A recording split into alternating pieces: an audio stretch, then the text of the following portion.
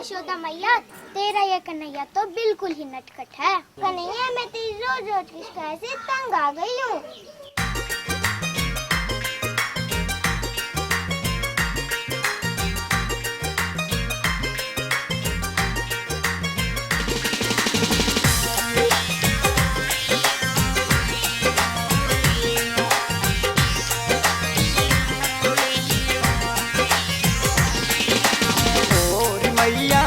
मारे ओरी मैया मत मारे, ओरी मैया मत मारे, ओरी मैया मत मारे।